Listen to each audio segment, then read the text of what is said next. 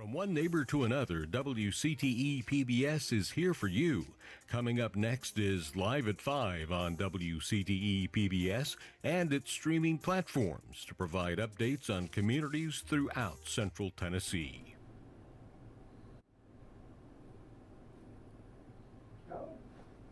Hello, everyone. We're so glad you could join us today at Live at 5 for a spooktacular.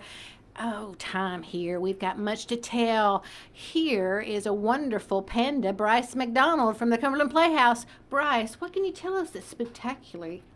Well, did you know that some of the top Halloween candies are M&M's, Snickers, Hershey bars, and Reese's Pieces? Ooh, I love all of I do those too. I do treats. too. I do too. Oh, As a panda bear, I would eat anything. So Hey, there we go. Okay. there we go. We'll be happy, happy, happy. So I wanted to tell you real quickly, there'll be going to be some spookylicious times going on in McMinnville, which is Warren County. They're having a trick or treat downtown from 2 p.m. to 5 p.m. Then we've got American Way that's going to have hot dogs and hot cocoa and water until it runs out. They're 6 to 8 p.m. And then Tractor Supply, their first trunk or treat. So check them out on Friday, October 29th. And now, for all of you wonderful viewers, we're going to have Shannon Cantrell from Livingston Chamber of Commerce tell us all about their Fall-O-Ween.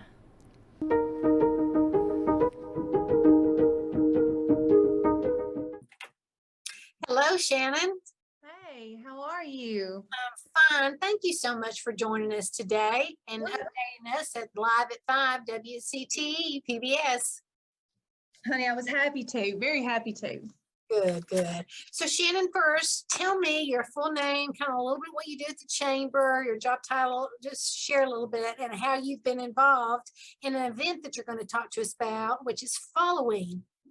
Okay, my name is Shannon Cantrell. I'm the CEO, Executive Director here at the Chamber in Livingston and Overton County. Of course, I'm involved in all aspects of economic development, tourism, marketing, community development. There's a lot of different things that that we handle here at the Chamber alongside our city and county mayors. And as far as Fall-O-Ween, this should be our last year, I'll be honest with you, kind of got us a little bit off track. I believe this is our 7th annual Fall-O-Ween. Well, I understand it might be your 6th annual Fall-O-Ween. You know what? I think you're right. Okay. Last year would have been 6th, and Yes. we didn't do it. So yes, thank you for clearing that up for me. My pleasure. So it's in Overton County. Yes. And it'll be in Livingston. So tell me a little bit about the event. And I understand, and maybe explain to me. So it's October 30th, which is a Saturday. Right. And it will start at 12 noon to 4 p.m. and that's rain or shine. So what's Right. happening during that time frame? During that time frame, we've got lots of local businesses, nonprofits, churches, lots of people coming to set up on our downtown square and in Central Park for trick-or-treating. They will have lots of candy, lots of games for the kids, and there's a lot of additional activities as well. This year, the park will be nothing but games. So there'll be cornhole, football throw, basketball toss. There'll be a little ring toss game down there, Jenga, Connect Four, face painting in the park, along with one of our local businesses is going to have a lot of games set up of their own as well. So lots of things in the park. And then around the square as well, we've got our wagon rides, train rides. We'll have some food vendors there too. So there's lots to do for the whole family between 12 and 4. So I understand that the food vendors, there might be like 100+ booths. So I'm assuming that the vendors will be like, are they making wreaths? Are they? No, this is not that type of event. This is purely a free event for the kids. No sales are allowed in any of our booths other than the food vendors, which will be down in front of Central Park. So every booth is required to either do games. They can market themselves all they want to. They just can't sell their product. Oh, that's kind of interesting and fun for the kids. So That's their what it's all about. costumes all day long? Yeah. Yeah. And So we're doing costume contests also. So we'll have costume contest, and then we're doing the best decorated booth contest as well. oh, wonderful. So then after dark from 5 p.m. to 9 p.m., how does it shift? How does Everything's gonna, of course, everybody on the square, all of the businesses will start tearing down, and then everything's gonna shift to Central Park. And we will have this was Ball State. I'll have to give them a shout out on this. This was their idea, and they are our sole sponsors for Fall-O-Ween After Dark. And so we will have some bands down there. Dark Corners Paranormal Investigations will be there telling some stories about things that they have experienced. And Todd Matthews, I think most everybody in this area is familiar with Todd. And he's going to be sharing some stories, and the title is called Dead Time Stories. And then, between all of that, we've got a few bands playing. And then what has been the most popular, we're going to do some historic haunted walking tours in our downtown. And the popularity of this has just blown me away. Like we're about to add, we were doing 6:30 and 7:30, and we are adding an 8:30 tour because it's been so successful.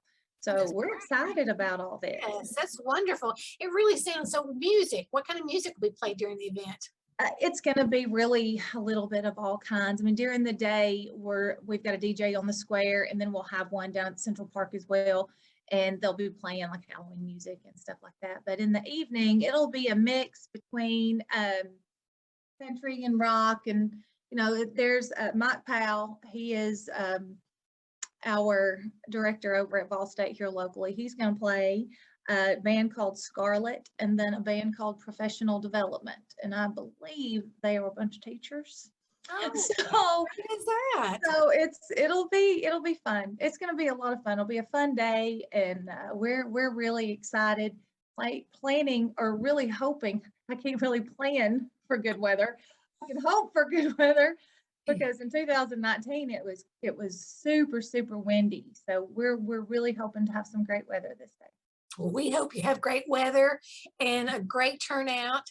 And if there's anything we can do to help you, just let us know. I want to thank you for joining WCTE today and telling us about Fall-O-Ween.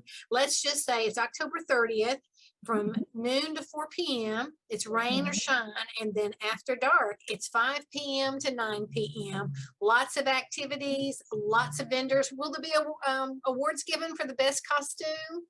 There will be, but not that day. We had, in 2019, we had 500 entries. Wow. And what we do is we take pictures. They come up in front of the backdrop, and we take pictures, and then we go back and judge later, because it's absolutely impossible. We want to make sure everybody has the opportunity to enter. So we will get back together like the next week or two and discuss all of that. So that's great. It's a process for sure. It is, but it's a process that you've been very involved in, and you've tried to think everything through. So it sounds like a well-planned event. We just wish you well. Thank you again for joining us, and come visit us at WCTE. I will definitely do that, and thank you for having me today, Donna. It's our pleasure. Okay. Bye-bye. Bye-bye.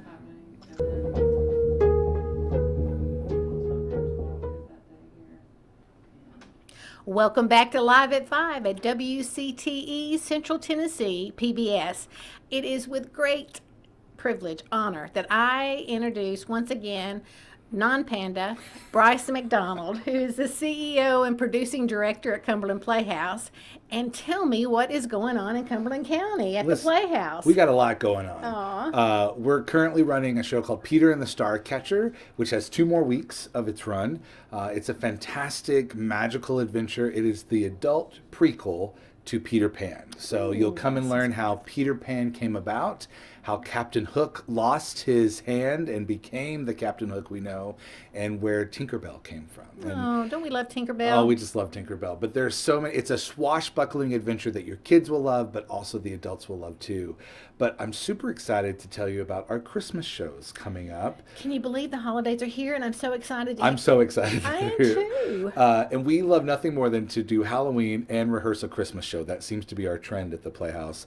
But on November 5th, we open Scrooge the Musical, which is a musical retelling of The Christmas Carol, Charles Dickens' The Christmas Carol. It stars Jason Ross, who is a Playhouse favorite, as Ebenezer Scrooge. And I would say you're going to be hard-pressed to find a better Ebenezer than Jason Ross. It's filled with about a cast of 37. We have 2 casts of children that are about 14 in size, playing urchins and Tiny Tim and stealing from the people, the crowd of London. But it's so much fun. The music is spectacular, and you'll walk away with a smile on your face and warmth in your heart to see it.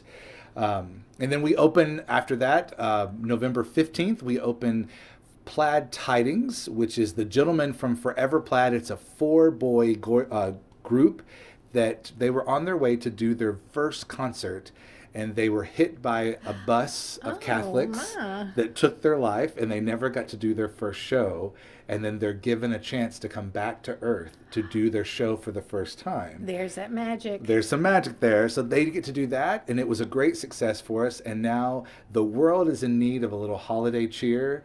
And the ghost of Rosemary Clooney has invited the gentleman to come back to Crossville to share a Christmas spirit with everyone, and that's what Plaid Tidings is. I'm so excited. So if people wanted more information about what's coming up, where do they go? How do they reach you? 2 best things to do is to always call our box office, which is 931-484-5000, and you can speak to any box office clerk, or you can always go to our website, ccplayhouse.com, and ticket links are there. You can read about shows, you can watch trailers, and great things about other things happening, but you can always purchase tickets right there, or always call the box office, or stop by our lobby at any time. Oh, I'm so excited. So Bryce, tell me this. Are you wrapping up rehearsals? And there's got to be a lot of children that's probably in there. Can you tell me what they'll be doing as far as helping them with that Halloween? Well, one of the things we do is because we are going into a full Christmas show on Sunday, which is Halloween. And we have set up stations all throughout the theater, and all of the kids come in their Halloween costumes, and they trunk or treat around the theater, which all of the pros and the staff, and we let them just be in their costumes. So while we're doing the streets of London, you'll see Transformers and G.I. Joe and little ninjas running through, and pumpkins running all up and down the set. It's really something special to see. That's fun. Sounds so fun. So what else can we expect anytime soon? Well, coming up the week of Thanksgiving, we are going to announce our 2022 season. I wondered when that was coming out. It's coming out very soon. We're in the process of working on that. We've got 14 productions hopefully lined up. 14. We're going to shoot for 14 this year, including our education program. So we'll be doing that, and that will be announced, which means tickets will go on sale. So for that last push right before Christmas, our tickets for our 2022 season will be on sale, and they make excellent Christmas gifts. Ooh. Or Thanksgiving gifts, or Halloween gifts, I like whatever that you're ready kind of for. gift. So let me ask you, if there's someone that has a special assistant needs, they can be accommodated at the Playhouse? Yes, we have ADA compliance on all seating, so we can bring someone in there. We also have a T-coil system looped into both theaters, so Beltone has been generous enough to help us that with pretty much any hearing aid system that you have, we can attach our soundboard to your hearing aid, and you'll be able to hear the show through there. We have large print programs if people need to see. We can always accommodate people to sit closer if they need to, but everyone is welcome. It is a safe, free space for everyone. We want to be there. I love that so much. Bryce, you just add so much value to Crossville and the surrounding counties, and we just want to thank you.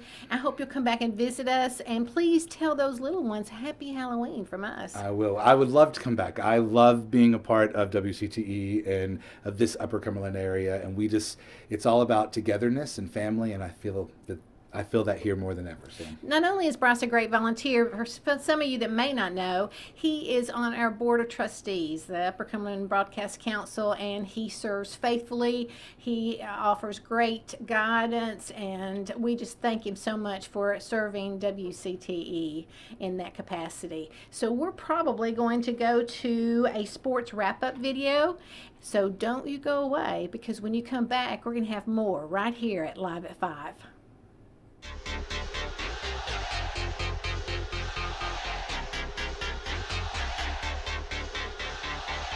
Welcome to the Sports Wrap-Up. I'm Noah McKay with the Upper Cumberland Reporter. Let's take a look around the sports landscape. Tennessee Tech improved to 3-5 on the season with a 56-13 win at Virginia Lynchburg. The Golden Eagles will have a bye week before returning to action a week from Saturday at Murray State. In high school sports, the season has hit the home stretch with one more week to go before the postseason. And in Week 10, Cookeville fell against Blackman 49-36.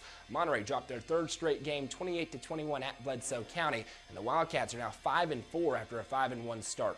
Watertown blew out Livingston. Stone Memorial topped Kingston in a thriller. And Upperman scored 28 unanswered points as they topped Walker Valley 28-14 in the high school football game of the week. Looking ahead, Cookeville will travel to Shelbyville. Monterey will host Wartburg. White County will host Sequatchie County. DeKalb County will travel to Stone Memorial. And Upperman will host Livingston in the high school football game of the week. The game will be streamed live on the Upper Cumberland Reporter Facebook page with pregame coverage starting at 6:50.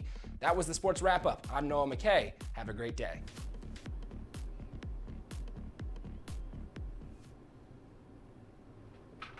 And we are back just having a wonderful information given to us from that sports wrap-up. And it's my pleasure to introduce Lindsay Porter, correct? Pride. Pride. See? You're mixing me up with the county mayor. I am, aren't I? Well, anyway, Lindsay Pride, thank you for coming and joining us today at Live at 5. This is an interesting story to me, one that I may not know all the ins and outs, but we want to share with our viewers how we have decided to partner together, Herald-Citizen, with WCTE, and we're starting an adventure that's going to be called Stories of the Week. Yes. Tell me about it. That's right. Well, Brent Clark proposed an idea to the staff at the Herald-Citizen, so I talked to our publisher, Jack McNeely, about doing a Story of the Week where we would, our staff would select a story that we would tell about as part of Live at 5 once a week. So it's just up to us to kind of narrow down one story out of all of the so many stories that we do every week to help share with WCTE. So what are the guidelines? How does one go through your journalistic background? I guess you kind of have a sense for it, but how do you choose what is the story of the week?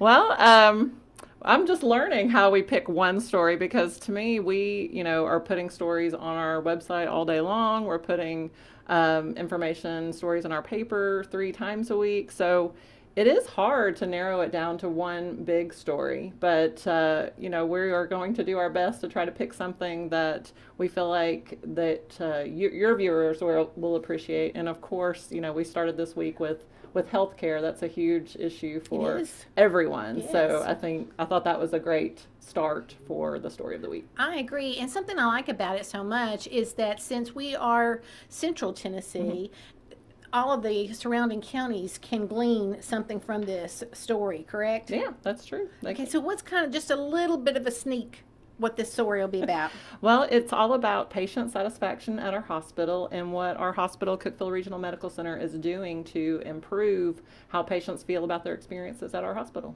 Oh, that's great. Yeah. I think it's going to be wonderful. And then, so the turnaround time, people don't realize, but sometimes you've got this quick turnaround time. Yeah. So when will you have to have another story to us? Right, yes. So that was one of the things we kind of went back and forth about a little bit, because I know when you're recording something and you're wanting to edit it and show it to your audience, you want to do it, as soon as advanced as possible. But for us, we're putting stories out there all the time, and we want them to remain relevant for the time that people are watching them or reading them. So right now we are selecting a story by Wednesday morning and recording that, and then Brent is editing that for us, and so you're seeing it here on Thursday night. Isn't that amazing? We can do that so quickly. And exciting, yeah. So how long have you been with the Herald-Citizen? I started there in 2001. Is that right? 2002. So I've been there off and on for about 20 years. So I have done various roles. I've covered city council meetings, county commission meetings, crime. So I've tried to cover a variety of things, so that now in my position I can appreciate what all of our reporters have to do and go through. And I still do a lot of reporting myself, even as editor. It does give you a sense of how everything works together in the department, how you have to bring it together. What's been the most exciting area that you've been working in? I think the crime would be like wild hours and just, a lot of things going on. Yeah, it can be. We had a long-term crime reporter who, she was up early every morning checking, but our schedule has changed. We're not an afternoon paper anymore. We're a morning paper technically. So our stories and our press operates in the evening. So we basically, it's more of a, consecutive spending your hours during the day, taking the time to, find stories, write stories, edit them, and then put them on the page, and then send them down the stairs to the press to print. So do you edit your own work, or does someone help you with that? Well, it's always good to have somebody else look at your work. You never want to send anything out without somebody else checking it over, because you are going to see what it should say. So yes, we have a news editor, Jim Herron, who will, he will read my stories, I will read his stories, and then both of us together will read the other reporter stories. So who's going to check Brent out? True enough. I don't know. Well, we're very excited about this partnership. I just think it's such a neat concept, and I'm so glad that Brent pitched it to you, but we're even more happy that you said yes, and that there's going to be stories a week available to our viewers. It just sounds wonderful. I want to thank you for being our guest, and I hope that you'll come back soon. Maybe as these stories come out, you can kind of come back and tell us how you all put together. But very quickly, how did you get all your research for the health one that's coming out? In a lot of different places. From the agenda, the hospital board will send out they will send out an agenda once a month of the information and the budget items that they have. Anytime they have to spend money, that goes before their hospital board. So information from that agenda. Also talking to the chief operating officer, Buffy Key. She introduced me to the new director of patient experience, which is part of this story. And also the chief strategy officer, Ricky Shelton, gave me a lot of information about the new things that the hospital is doing, and also going to the hospital's website and Medicare.gov. So from several places. So there's a lot of research to this. Thank you. You're Thank welcome. you so You're much for welcome. taking the time to bring us Stories of the Week. You're welcome. Thanks for having me. Thank you. So right now we're going to go and see what that Story of the Week video looks like. So we're just going to check it out. So stay with us. We'll be right back.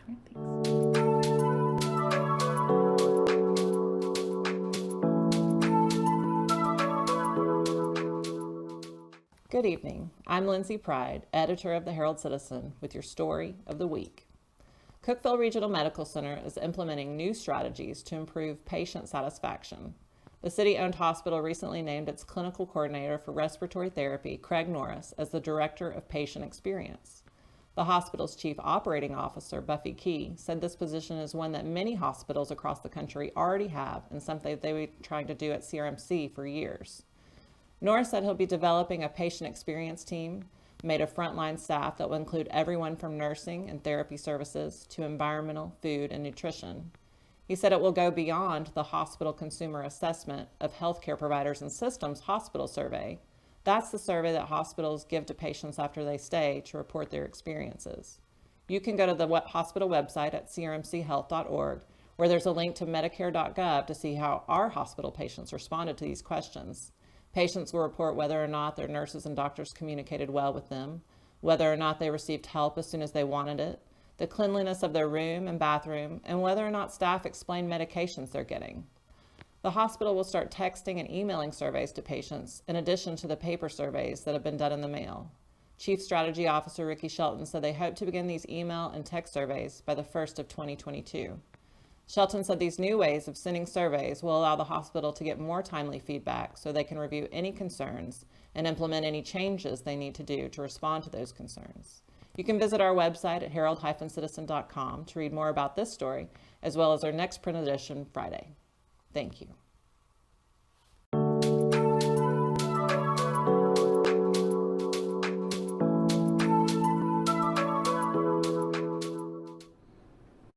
Welcome back. I've got another guest who's just got some great news to share with us.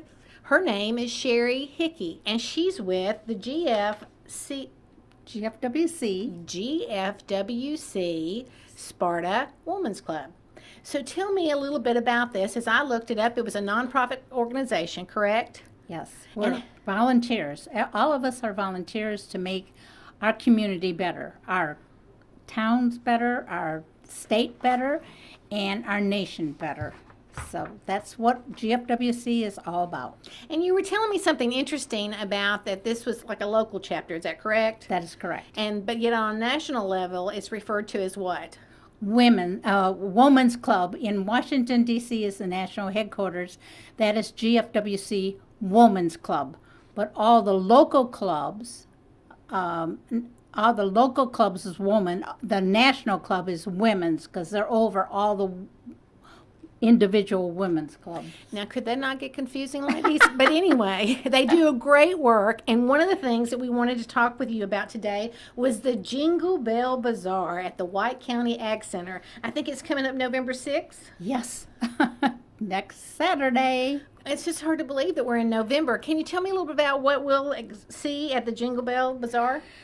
Well, we have quite a few vendors that are going to be participating. We will have food. We will have a raffle for a quilt and big gift basket. And we will have door prizes. And the best part, we don't charge an entrance fee.